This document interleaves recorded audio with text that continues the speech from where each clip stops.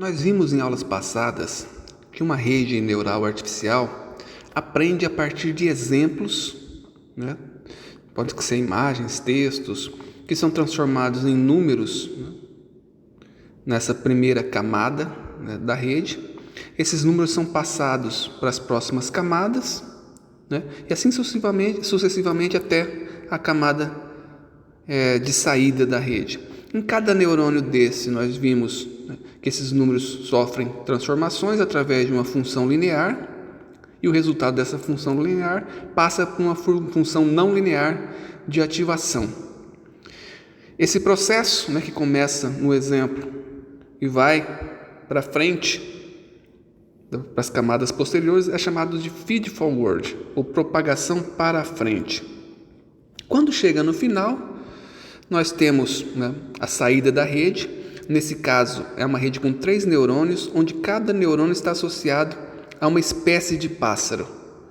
E o que nós esperamos da rede é que o pássaro correto, né, seja assinalado com um número 1. Quer dizer, o neurônio associado à coruja, por exemplo, teria que estar devolvendo aqui ou mostrando para o usuário o número 1, referente à coruja, e o pica-pau aqui e o anu deveriam estar zerados. Então a resposta correta é a que tem o 1 e as outras são 0. Quando a rede começa, nós podemos inicializar esses pesos aleatoriamente ou de alguma outra forma, mas a tendência é que a resposta da rede no início, no treinamento da aprendizagem, não seja muito boa. Aqui nesse exemplo, nós temos o neurônio A do pica-pau devolvendo ou mostrando 0.01, o B 0.15 e o C 0.80.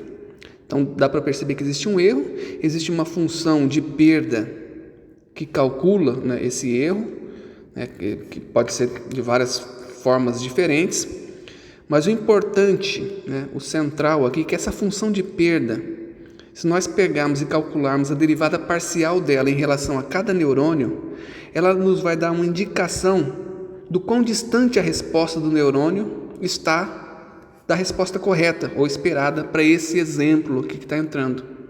Então dá para perceber aqui que nesse caso, esse neurônio está errando, né, mas ele está errando para cima, e aí a derivada parcial vai indicar que você precisaria reduzir, né, esse valor, mas você não precisa reduzir tanto assim.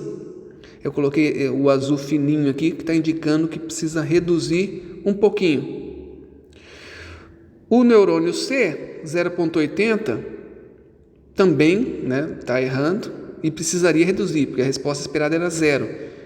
A derivada parcial em relação a esse neurônio iria indicar que você precisa reduzir, e precisa reduzir bem mais do que o do A, que você precisa reduzir menos. Essa informação a derivada nos dá.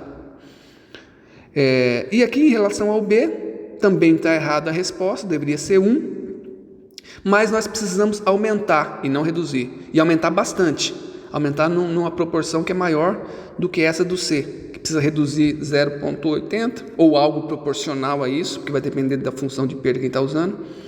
E para o B, a gente precisa aumentar em 0.85 ou algo proporcional a isso. Eu indiquei com vermelho aqui o aumento. É algo que a derivada parcial está dizendo que precisa aumentar. E em azul, que precisa reduzir. E deixei mais grosso aqui para indicar que precisa reduzir mais, né, do que esse outro, por exemplo. Agora, né, nós não conseguimos reduzir diretamente esses valores, que é o valor da saída, né, da função de ativação. Nós só conseguimos mexer nos pesos, tá? E aí entra a regra da cadeia, ou a chain rule, né, do cálculo de derivadas, que permite pegar essa informação da derivada parcial em relação à saída dos neurônios e levar essa informação até o peso. A gente consegue calcular, né, através da derivada. Aí a gente vai usando a regra da cadeia para calcular a derivada da função de ativação e depois vem para a função linear. E com essas derivadas a gente consegue agora algo ainda mais interessante. A gente não só sabe o que a gente tem que fazer com esses neurônios aqui, se é para aumentar, diminuir, o quanto que a gente tem que aumentar, diminuir, mas a gente consegue também saber qual é a influência de cada ligação dessa nesse neurônio aqui. E a influência depende do quê? Da saída de cada neurônio aqui. Como esse neurônio aqui, ó, a saída é 5, é um valor menor, lembra que lá na função linear isso vai ser somado, né, com outros valores? Quanto maior o valor, maior a influência. E com a derivada parcial, eu consigo essa informação. Então, eu estou usando agora... Aqui, pessoal, eu usei essas cores e dessas linhas aqui, das conexões, para indicar a força, né, a influência, né, de cada um desses neurônios. Então, essas cores aqui, ó, a cor mais escura quer dizer que esse cara está influenciando mais, porque é 200 a saída dele. Aqui tem uma cor um pouquinho mais clara, porque é 100. E aqui bem mais clara, porque é 5. Mantém a mesma, né, ideia que eu tive aqui, né? Se está mais grosso é porque o erro é maior, né? O erro aqui é maior. O que está mais fino aqui é porque é um erro que você precisa reduzir ou aumentar menos. Deixei em azul os erros que você precisa reduzir, os valores que você precisa reduzir, né? No caso do A aqui você está precisando reduzir, no caso do B você está precisando aumentar, por isso que eu deixei em vermelho. E está mais grosso aqui do que essas linhas aqui, porque esse aumento, né, a magnitude desse aumento é maior do que a magnitude dessa redução que você vai fazer aqui. Então reparem aqui que essas linhas aqui pegam informação dos dois lados. É a informação do quanto você precisa aumentar e diminuir com base no erro, tá? Que a função de perda nos dá, e o quanto você precisa, né, aumentar ou diminuir com base no que está saindo de cada neurônio aqui. A ideia é o seguinte: se esse neurônio aqui já está dando um valor bem alto, certo? Vamos aumentar mais os que já estão fortes, fortalecer essas conexões que já estão fortes. Você vai também aumentar os outros, né? Eu coloquei em vermelho aqui por conta disso, né? Porque você está precisando aumentar esse valor. Você vai aumentar todos, mas você vai aumentar ainda mais aqueles que já estão dando um número bem alto, porque com isso você consegue um efeito ainda maior. Esses números mais altos vão ser multiplicados pelo peso e vão ter uma influência maior nesse neurônio B aqui do que os outros. Então você aumenta mais esses caras do que esses outros. E com isso você vai reforçando as conexões, né? O equivalente às sinapses aqui. Então repare que o C, olha, ele está grosso, né? Mais grosso do que o A, porque você precisa mexer nesse cara muito mais do que nesse. Ok? Está mais escuro esse azul aqui, porque esse cara, né, ele tem uma saída que é mais alta do que essa aqui, então você tem que mexer mais nele.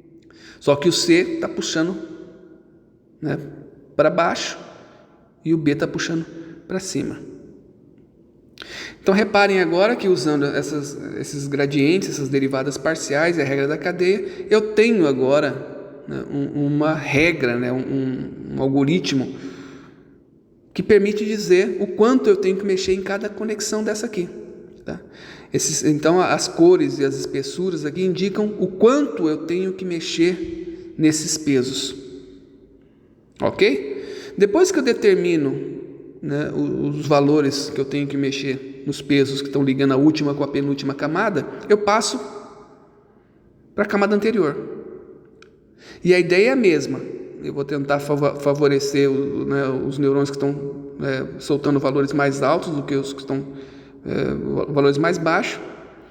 Mas eu vou tentar também pegar a informação de erro aqui para saber se eu tenho que aumentar ou diminuir ou quanto eu tenho que aumentar ou diminuir. Uma diferença importante nessas camadas que não estão ligadas à última camada, a camada de saída, é que eu não tenho agora só um erro associado a esse F. Aqui no B eu tinha, né, uma derivada parcial que me deu o quanto que eu tinha que aumentar a saída desse B. O F agora, como ele está ligado a 3 neurônios, você pode ter alguns aqui, ó, que precisam diminuir e outros que precisam aumentar. Esse aqui está precisando aumentar, está pedindo é como se estivesse pedindo para esse neurônio aqui aumentar.